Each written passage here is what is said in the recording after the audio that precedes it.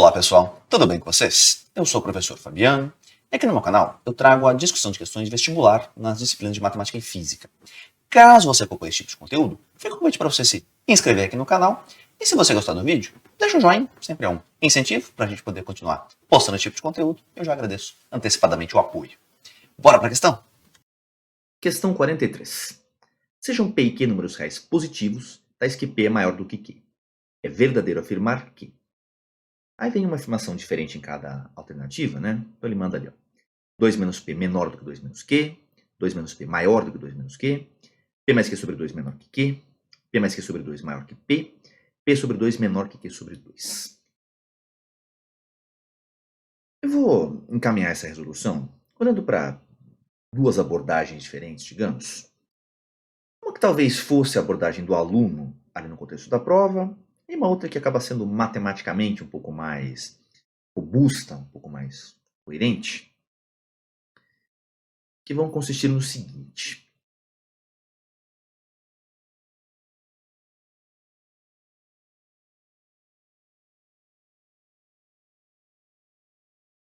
Imagina que ali na hora da prova, no contexto do teste, né, sendo a questão um teste, o aluno começaria substituindo valores, né, dentro das alternativas. Aí, desde que você se atenha à restrição do enunciado, que tem que ser números positivos, o P tem que ser maior do que o Q, e conforme você for substituindo um exemplo, e for invalidando algumas afirmações, bom, a afirmação que não funcionou para aquele exemplo particular que você substituiu, já é tchau dali mesmo. Agora, o cuidado maior, matematicamente pensando, é, se eu substituo um exemplo que se verifica, né, como uma verdade na sentença, para uma certa alternativa, você fala, tá, que eu concluo dali? Concluo que aquela sentença é verdadeira para aquele exemplo particular que eu substituí. Né? E entre valer para um caso específico uma certa afirmação e valer para todo mundo, para todos os casos possíveis, vai um abismo de distância. Isso na vida, aliás, né? Não só em matemática. Particular em matemática, mas na vida, entre valer para um e valer para todos, vai um abismo. Então, no contexto da questão, lógico, você vai substituindo exemplos. Se você conseguir derrubar com exemplos 4 alternativas, na hora que sobrar só uma em pé, você fala, ó, deve ser essa daqui, se a questão não estiver zoada, né? Deve ser essa daqui a alternativa correta, você marca ela e vai para a próxima questão. Tá? Agora, matematicamente, aquela frase que eu quiser realmente constatar que ela é verdadeira, eu deveria demonstrar isso algebricamente, né? E não só verificar a validade dela para um exemplo específico. Então, é por isso que demonstrações em matemática envolvem letras, né? Porque eu não quero verificar a validade para uma situação particular, mas sim para todos os objetos dentro do meu universo de discurso, né, que aquela afirmação deve comportar. Então, no caso aqui, está sendo feita uma afirmação para quaisquer dois números reais positivos, P e Q, né, em que o P seja maior do que o Q. Então, não é só o 2 e o 1, ou o π e o meio, ou o raiz de 37 e o 3. Bom? Mas reforço, tá? Para a situação do teste, seria suficiente eu ir substituindo exemplozinhos e derrubando alternativas, até a hora que sobrar só uma em pé, você fala, deve ser essa daqui a indestrutível e beleza.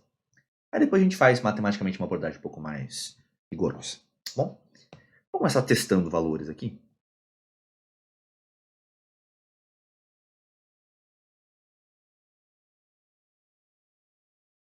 Então tem que ser números positivos e o P tem que ser maior do que o Q.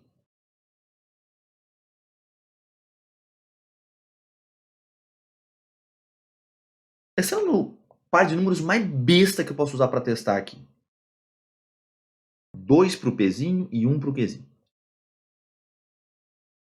Quer atacar 1 milhão e 1, fica à vontade também.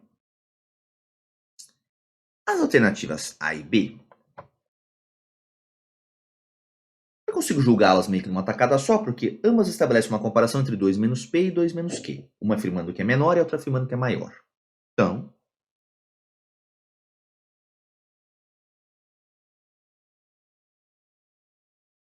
dois menos P vai ficar 2 menos 2, que é 0. E 2 menos Q 2 menos 1 que é 1. Bom, entre 0 e 1, 0 é menor. Então, pelo menos dentro desse exemplo específico, 2 menos P ficou menor que 2 menos Q.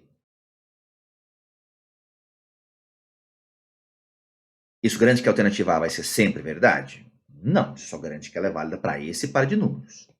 Agora, que a letra B não é sempre verdadeira e, portanto, já estou descartando ela, aí, para isso, esse exemplo serve.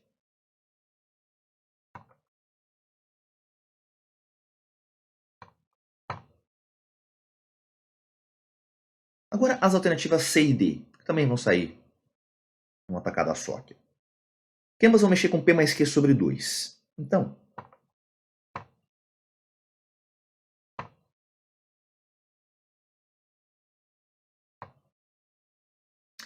P mais Q sobre 2 aqui vai ficar 2 mais 1 sobre 2, que é 3 meios. 1,5 se quiser pensar em decimal. Comparando com 1 e 2, você vê que ficou bem no meio do caminho, né? Então, pelo menos dentro desse exemplo em particular, Qzinho que vale 1 ficou abaixo de P mais Q sobre 2.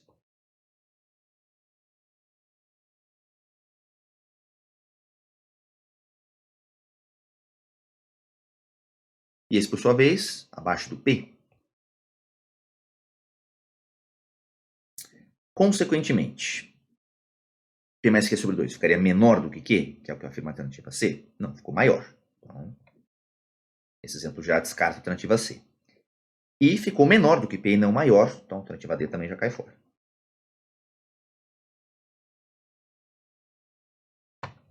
E na alternativa E, P sobre 2 menor que Q sobre 2. Bom,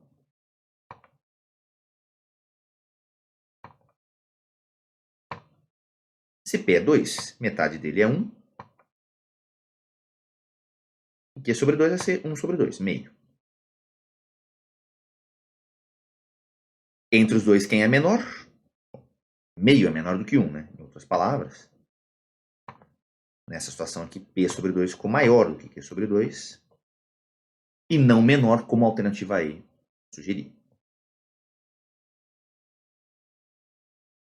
Aí que entra aquela análise do começo da discussão aqui.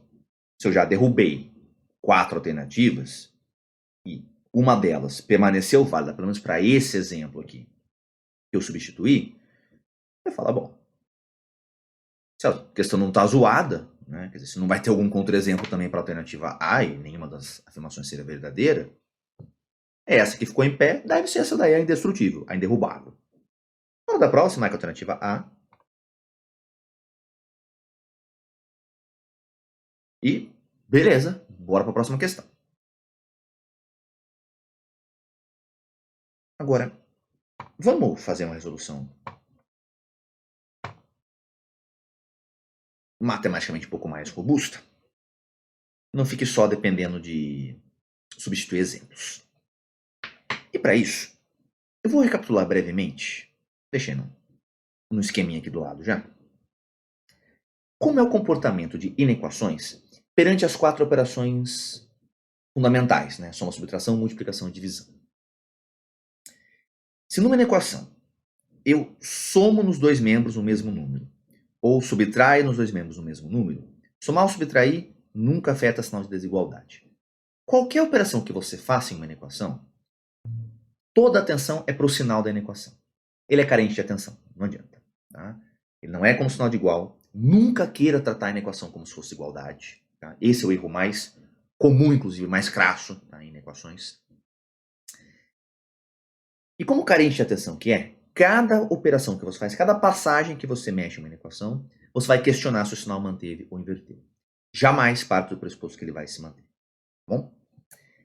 Com produtos de divisão é que a coisa já começa a tomar um rumo um pouco mais cuidadoso. Enquanto eu multiplico os dois lados, ou divido os dois lados por um cara positivo,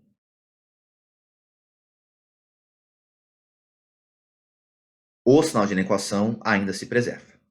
Agora, se multiplico ou divido os dois lados dois membros da equação, por um número negativo, aí o sinal de equação tem que ser invertido. Ok? Então, resumo da ópera, somar ou subtrair nunca afeta o sinal de equação. Multiplicar ou dividir por um cara positivo também não. E multiplicar ou dividir por um cara negativo, aí o sinal da equação deve ser invertido. Por isso que a gente nunca pensa em equação que vai, por exemplo, passar alguma coisa para o outro lado dividindo.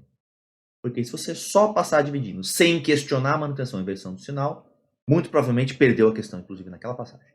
Tá? Cortar dos dois lados. Não faz isso. Então você vai pensar em dividir os dois lados por aquele número e nessa hora você vai perguntar se eu estou multiplicando ou dividindo por um cara positivo ou negativo e a partir daí encaminhar adequadamente a manutenção ou inversão do sinal de equação. Jamais parte do pressuposto que ele vai se manter, jamais trate a equação como se fosse igualdade. Feitas essas ressalvas, partindo sempre então da hipótese de que P é maior do que Q, para ser sincero, quando ele fala no enunciado que P e Q têm que ser números positivos, não, tudo bem, ele colocou essa hipótese, mas não há necessidade dessa hipótese. Tá? Para as afirmações que foram propostas nas alternativas, essa hipótese aqui é completamente irrelevante. Não faz diferença. Estou tirando ela da jogada, inclusive. Tá? Eu não preciso dela para nem demonstrar que a alternativa A é verdadeira, nem para cravar que as outras são falsas. Claro, né? Se não precisa da hipótese, mas em particular vale para números positivos também, portanto. Partindo então de P maior do que Q. Primeira coisa. Para eu fazer aparecer essa conta que está nas alternativas A e B. 2 menos P e 2 menos Q. Primeiramente, eu preciso trocar o sinal de P e Q. Né? Como é que eu faço isso? Multiplico os dois lados por menos 1.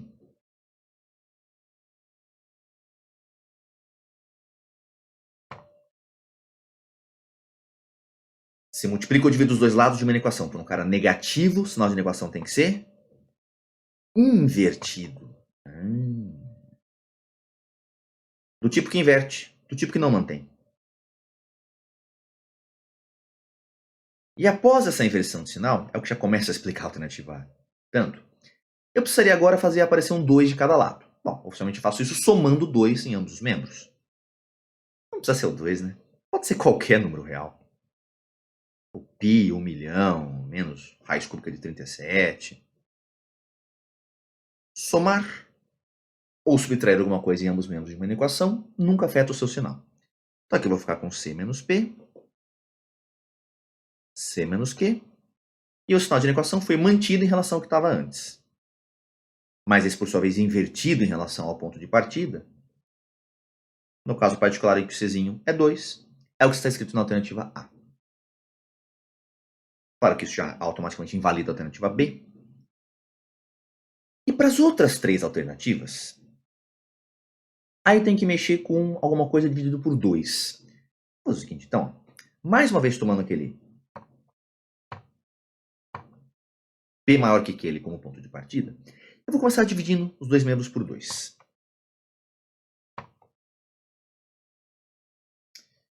Se multiplica ou divido por um cara positivo, o sinal de equação se mantém. Então daqui eu vou ficar com P sobre 2, maior, né, mantive o sinal, Q sobre 2. Você vê, a cada passagem a atenção vai em cima do sinal de equação. Se ele vai manter, tem que saber justificar isso. Se ele vai inverter, a gente justifica também. Isso daqui já invalida a alternativa E, né, que afirmava que P sobre 2 seria menor que Q sobre 2, a partir da hipótese do P ser maior do que o Q. Mas essa frase em separado há maneiras bem elementares de você pensar, né, por que teria que manter o sinal. Você pensar, eu tenho um bolo grande e um bolo pequeno. Metade de um bolo grande continua maior que metade de um bolo pequeno. Fazendo uma análise bem rudimentar. Aí. Agora, para as alternativas C e D, aí eu preciso fazer aparecer P mais Q sobre 2. E aí uma delas vai comparar com o Q, a outra vai comparar com o P. Vamos fazer o seguinte, então. Desse ponto aqui, P sobre 2 maior que Q sobre 2, eu vou fazer duas coisas.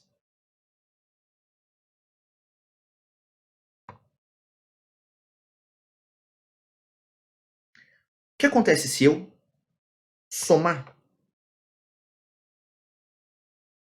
P sobre 2 em ambos os membros. E depois eu vou questionar se eu somar Q sobre 2 em ambos os membros. Somar ou subtrair nunca afeta a sinal de inequação. Então, desse ponto aqui, ó, P sobre 2 maior que Q sobre 2. Se eu acrescento P sobre 2 em ambos os membros, fica com P sobre 2 mais P sobre 2. Mantive o sinal. Do outro lado, P sobre 2 mais Q sobre 2. Ok. Realizar um pouquinho melhor.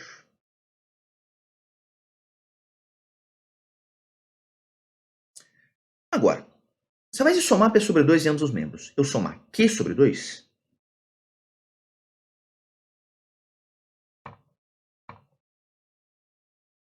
Já vou aproveitar e emendar uma equação na outra. Ó.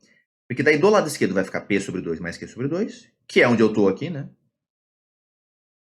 E do outro lado vai ficar Q sobre 2 mais Q sobre 2. E de novo, somar ou subtrair nunca afeta o sinal de inequação.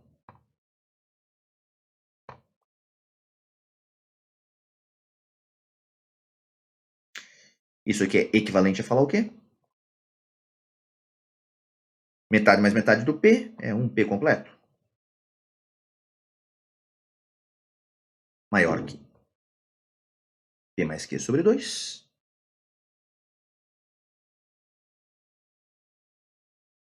E do outro lado, metade mais metade de Q é um Q completo. P mais Q sobre 2 ficou menor do que P, e não maior, como sugeria a alternativa D. E ficou maior do que Q, e não menor, como sugeria a alternativa C. E essa parte específica do problema, dá até para a gente pensar em visualizar, né? Usando geometricamente, uma identificação extremamente útil do conjunto dos reais é pensar nele como se fosse uma reta. Aliás, um eixo, né? Porque você estabelece uma origem e embute uma orientação em cima da reta. Então, fazendo um desenho bem singelo aqui. Colocando a orientação padrão do eixo X, que é sentido crescente da esquerda para a direita. Isso significa que, quando eu vou comparar dois números reais, o maior deles tem que ficar com a sua imagem geométrica, né, no eixo à direita do menor. Então aqui P era maior do que Q. Então você coloca, por exemplo, a imagem do Pzinho aqui, a imagem do Qzinho aqui. Pela orientação estabelecida, isso já estabelece que P tem que ser maior do que Q. Tá bom. Onde que vai estar P mais Q sobre 2? Média aritmética está exatamente no meio do caminho, né? Tem que ser o ponto médio, pensando na representação geométrica aqui.